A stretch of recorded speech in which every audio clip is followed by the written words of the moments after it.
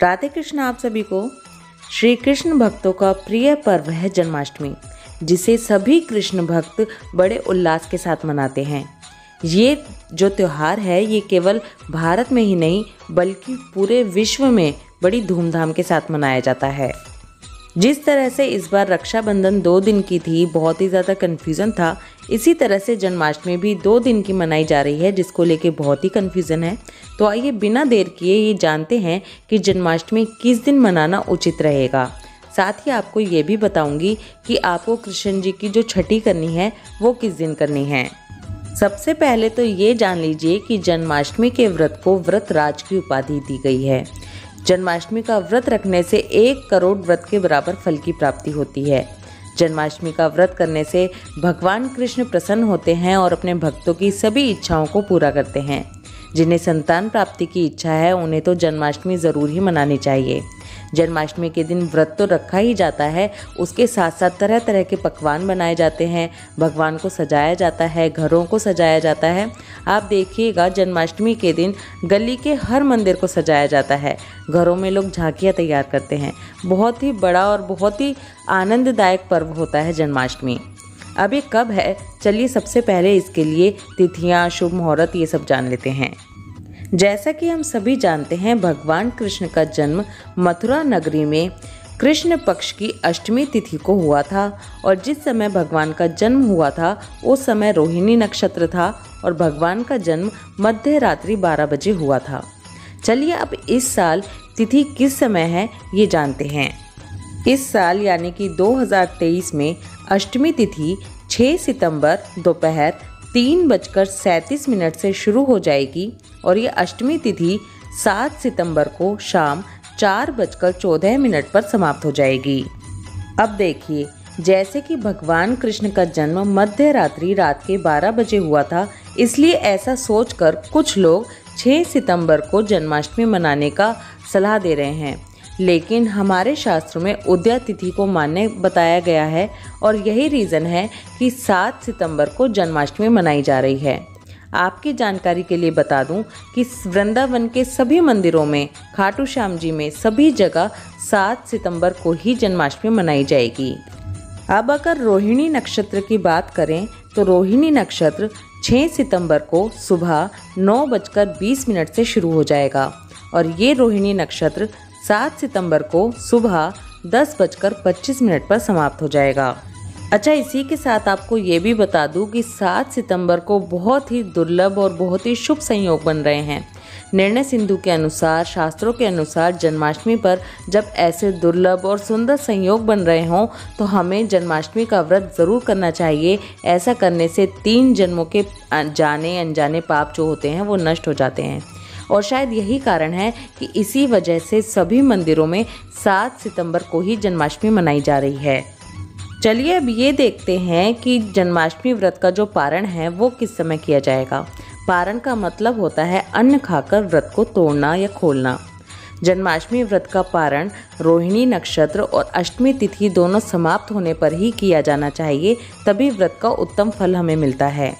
तो जो लोग 6 सितंबर को अपना व्रत करेंगे जन्माष्टमी का, वो अपने व्रत का पारण 7 सितंबर को शाम को 4:14 के बाद ही करेंगे, क्योंकि अष्टमी तिथि है वो शाम को 7 सितंबर को शाम को ही समाप्त हो रही है और अष्टमी तिथि में जन्माष्टमी व्रत का पारण कभी भी नहीं किया जाता है। और जो लोग 7 सितंबर को अपना जन्माष्टमी व्रत करेंगे वो अपने व्रत का पारण 8 सितंबर को सुबह 6:02 के बाद किसी भी समय कर सकते हैं। अब देखिए, जिन लोगों को तिथियों की गणना कर रहे हैं, अपने हिसाब से सोच रहे हैं, या जो लोग 6 सितंबर को जन्माष्टमी का व्रत कर रहे हैं, वो लोग पारण तो अगले दिन कर नहीं सकते। शाम को 4:14 से पहले 7 सितंबर को शाम को 4:14 के बाद ही पारण किया जाएगा। तो ऐसी स्थिति में उनका दोनों दिनों का व्रत हो जाएगा, तो ये भी दिक्कत है। लेकिन मैं आपको ये सलाह दूंगी कि अगर आप 6 सितंबर की जन्माष्टमी मना रहे हैं, व्रत कर रहे हैं, तब भी आप पारण समय जो है उसको ध्यान में रखते हुए ही अपना पारण कीजिएगा। 7 तारीख को 4:14 से पहले अन्न बिल्कुल भी मत लीजिएगा, नहीं तो आपकी मेहनत, आपका व्रत जो है वो बेकार हो जाएगा। जो लोग 7 सितंबर को व्रत कर रहे हैं भाई उनको लग रहा है कि मध्य रात्रि में तो ना अष्टमी तिथि होगी ना रोहिणी नक्षत्र होगा और हम भगवान को अभिषेक कराएंगे, तो वो लोग ये सोचिए कि सभी धार्मिक स्थलों पर 7 सितंबर को ही जन्माष्टमी मनाई जा रही है। इतने बड़े बड़े मंदिर हैं, कृष्ण भक्ति की इतनी पूजा की जाती है वहाँ पर, तो उन लोगों ने भी कुछ सोचकर हर चीज़ देखकर ही ये तय किया होगा कि जन्माष्टमी कब की मनानी है। और सभी मंदिरों में 7 सितंबर को ही जन्माष्टमी मनाई जा रही है। तो इसलिए इन सब कन्फ्यूज़न को छोड़कर जन्माष्टमी को एंजॉय कीजिए, बड़े अच्छे से धूमधाम से कान्हा का जन्मदिन मनाइए। कुछ लोग ये भी जानना चाहते हैं कि हम लोग पर्सनली किस दिन व्रत कर रहे हैं, तो आपकी जानकारी के लिए बता दूं कि हमारे घर में हम लोग भी 7 सितंबर को ही जन्माष्टमी का पर्व मनाने वाले हैं। उसी दिन हम जन्माष्टमी करने वाले हैं। इसी के साथ वीडियो का एंड करते हुए आप लोगों के साथ एक चीज़ और डिस्कस करना चाहूँगी।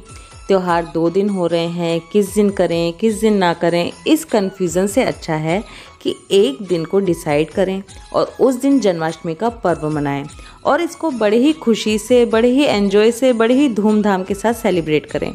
इन चीज़ों में पढ़ने से क्या रखा है कि किस दिन तिथि है, किस दिन नक्षत्र है, किस दिन क्या है, किस दिन नहीं है, इन सब से कुछ नहीं होने वाला है। हमें तो अपने मन के भाव देखने हैं कि हमें किस दिन सही लग रहा है।